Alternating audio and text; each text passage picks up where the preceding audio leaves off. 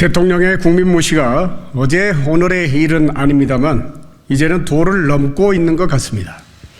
황상무 대통령실 시민사회 수석의 언론 협박과 이종섭 전 장관의 도피성 출국에 대한 거짓 해명이 그것입니다.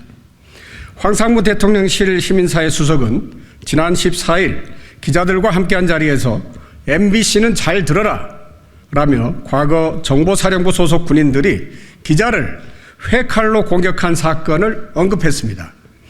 기자들 앞에서 정권에 불리한 기사를 쓰면 테러를 가할 수 있다고 협박한 것입니다.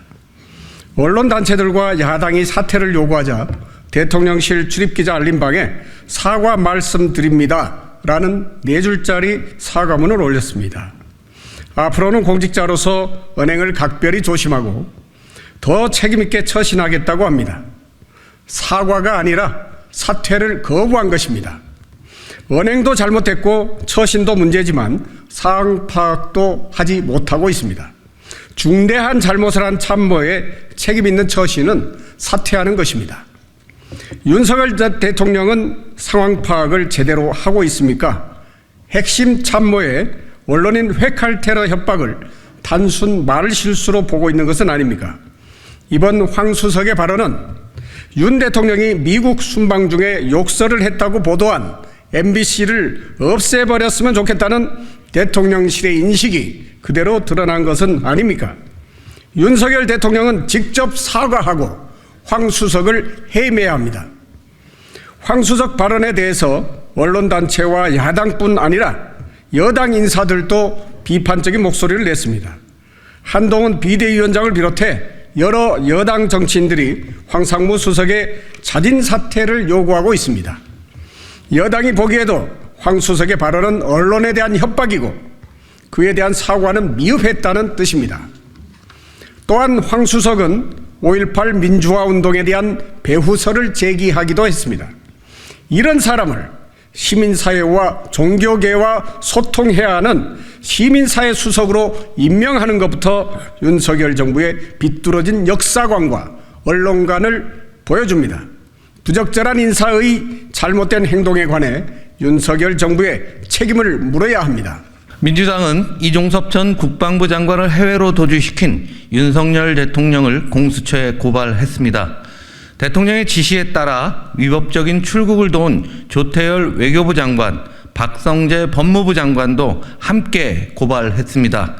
출국 금지된 핵심 피의자를 호주 대사로 임명을 강행한 대통령이 책임져야 합니다. 법무부가 출국 금지한 피의자가 법무부의 인사검증을 통과하고 출국 금지를 해제해 출국을 도운 법무부, 출국 금지 조치된 피의자에게 외교관 여권을 발급하고 출국에 협조한 외교부에게도 반드시 책임을 물어야 합니다. 여당의 비대위원장은 이종섭 대사는 즉각 귀국해야 한다고 말했습니다. 여당 총선 후보들도 이종섭 호주 대사는 즉시 귀국하여 공수처 조사에 임하기를 바란다라고 말하고 있습니다. 그런데도 대통령실은 이 전 장관의 출국을 옹호하기 위해 거짓말도 서슴지 않고 있습니다. 어제 대통령실은 이 전 장관의 출국에 대해 법무부에서만 출국 금지 해제 결정을 받은 게 아니라 공수처에서도 출국 허락을 받고 호주로 부임했다는 입장문을 발표했습니다. 그러나 공수처는 출국 금지 해제 권한이 없다며 이 대사 조사 과정에서 출국을 허락한 적이 없다고 합니다. 이 전 장관이 법무부에 출입금지 이의 신청을 냈을 때도 공수처는 법무부에 출국금지 유지가 필요하다는 의견을 제출한 바 있습니다. 국회의 자료 요구에도 동일한 내용으로 답변했습니다. 대통령실의 허위사실 유포는 국민을 기만한 행위이고 명백한 국기문란입니다. 대통령실의 허위사실 유포에 반드시 책임을 묻겠습니다. 국회는 대통령을 견제할 권한이 있습니다. 국민을 대신해 대통령의 잘못에 대해 질의할 권한과 의무가 있습니다. 황상무 시민사회 수석은 국회 운영위에 나와 국민 앞에서 이번 사건의 경위를 소상히 설명해야 합니다. 이종섭 국방장관의 도피성 출국의 과정은 물론 대통령이 거짓말에 대한 책임도 물어야 합니다. 한동훈 비대위원장과 여당의 이종섭 귀국에 대한 입장, 황상무 거취에 대한 입장이 선거용 립 서비스에 그쳐서는 안 됩니다. 윤재욱 국민의힘 원내대표는 다음 임시국회에서 운영위원회를 열고 대통령실 관계자를 부르십시오. 우리는 일하고 싶습니다. 2024년 3월 19일 더불어민주당 더불어민주연합 운영위원회 소속 국회의원 일동.